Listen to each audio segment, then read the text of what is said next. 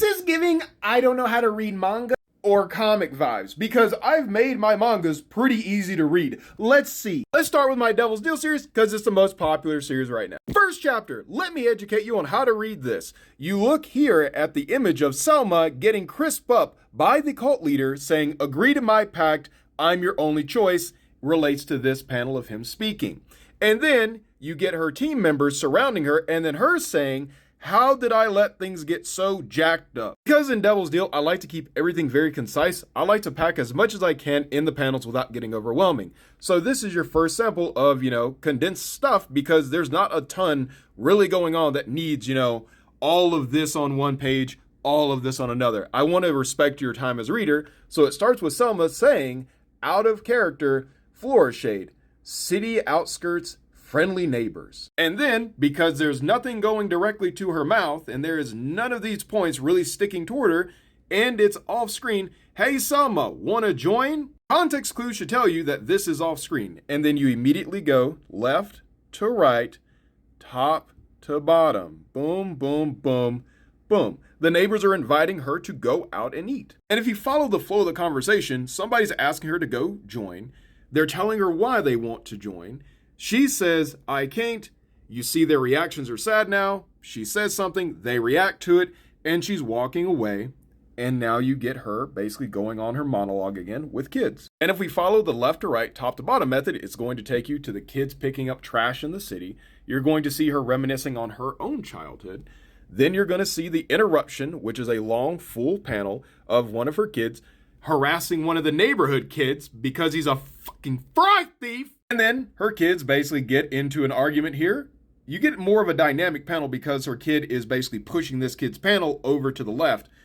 But she hits the kids, then you start top to bottom. Moving on to Night of Slaughter. I know manga may be confusing to you because you're not super familiar with it, but this one goes right to left, top to bottom. You start here, boom. In Homer's holy name, I command you to release the princess and return the relic. This is literally pointing to the bottom of his shoe. Sorry, it's pointing to his mouth, which is off screen, which is why you get the word balloon, but you could also connect it to this one as well. But most likely you're going to connect it directly to him, and then Veronica cuts in with her own interjection indicating that what you're seeing here is a story rather than in real time. You get this because the context clues of "Is this where he met his beloved Katrina? Stop interrupting the story" should give you the context clues to realize, hey, this is not a real thing. And the flow continues, right to left, top to bottom. And the exact same thing with my third story, Deep Stalker Crow. Right to left, top to bottom. And going back to dialogue, what is unrealistic about Selma thinking about her mom as she's looking at her when her husband's up for a big promotion? Her thinking, "Today, I finally surpass you in every way." As a mother, as she's thinking back upon her childhood versus how she's raised her kids. As a wife, thinking about her relationship versus the relationships her mother has had. And as a human, just in general, for her personality and how she's been treated. Like, have you never just sat there and talked to yourself, talking about the future and how things are going to be different? This is literally her dreaming about the future and how close they are to achieving a big step up in their quality of life, so Selma can finally take care of her kids in a way that she thinks is appropriate. But the reality is, it's been a couple days, and I asked you, what is my story about? What is the summary of the Devil's Deal? What happens in chapter 1? What happens in Night of Slaughter chapter 1? And you know what hasn't happened? You haven't come back, which tells me two things. One, you're just hating to hate. You hate the fact that I don't like Motoko Tensei. You don't like the fact I don't like Demon Slayer.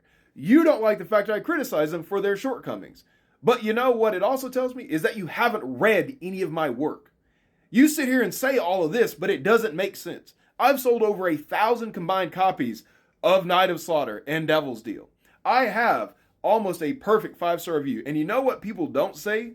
That the paneling is difficult to read, that the word balloons don't make sense, that the dialogue sounds unnatural. So do yourself a favor and actually read it. I make it available online for free so you can enjoy this content for free. I've literally only got 7 copies of Devil's Deal left and about 15 copies of Night of Slaughter, so grab them before they sell out.